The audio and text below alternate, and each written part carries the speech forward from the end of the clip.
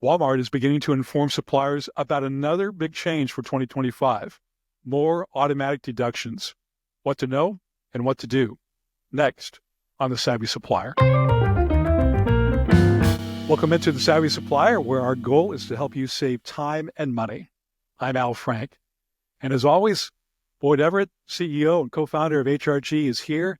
And Boyd, there's been a flurry of major news lately.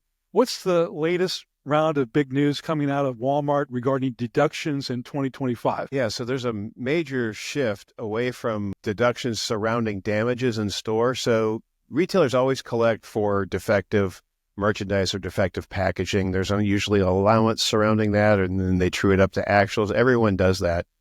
But we're seeing changing is that Walmart's starting to include damages in along with those defective deductions. In other words, damage is something that happens in the store where product's mishandled and it's unsaleable. And so then sometimes they file it as a defective, but sometimes they file it as a damage where the store is supposed to own that. So that's one moving part. The major piece here is they're moving away from doing a annual or quarterly reconciliation to a monthly reconciliation. So they're moving from quarterly to monthly.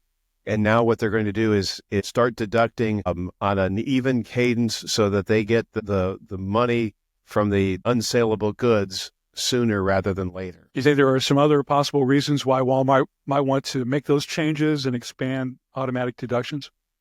Well, I think it makes it more profitable in the sense that they don't have to wait until the close of the quarter, so the close of each month. I mean, from Walmart's perspective, I think they're saying that this is going to be more current, right, and that there won't be peaks and valleys in the earnings. But from the supplier side, when they come in quarterly, I know we work with a lot of major suppliers. When they get those, often we end up doing a deep dive to find out what's driving this. And sometimes we find out certain facilities driving this. In some cases, it could be an event. Maybe there's this major promotion where they sell a lot of items and maybe some of the items come back, and sometimes they're just damaged out at the end of the promotion. And we have found more often than not that there's other stories aside from defective product and packaging, that there's something going on within those four walls that suppliers don't have visibility into, and so usually we have to back into it.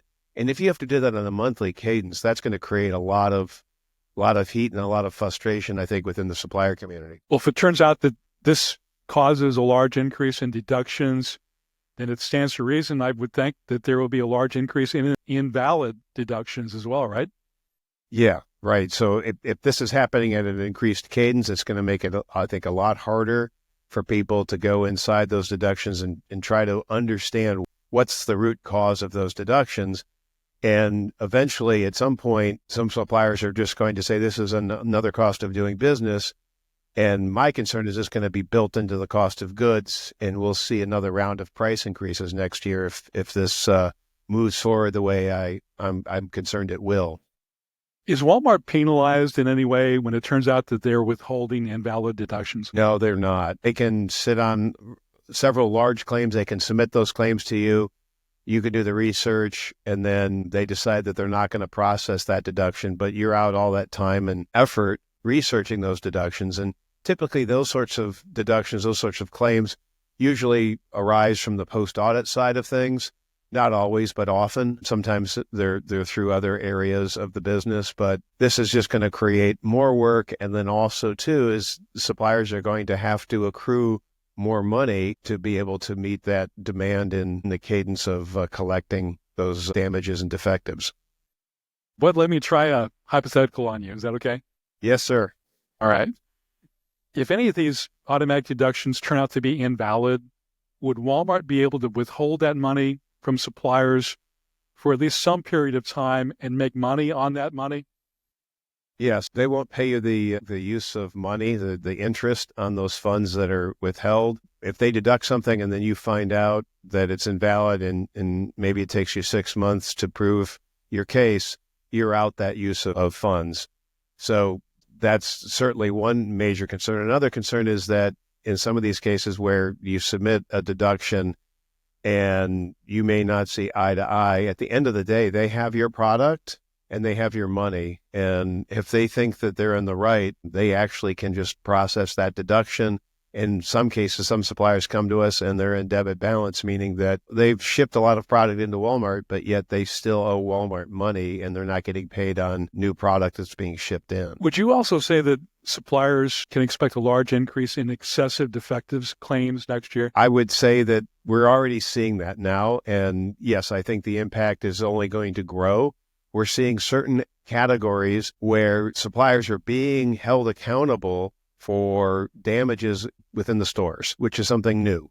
Now, it's typically in the grocery category, usually surrounding product that maybe there's an overage and the stores are donating it to charity and perhaps maybe even throwing away some of the product and then via post-audit asking for reimbursement for that product. So if it's happening in that category, typically these claims tend to propagate across the company.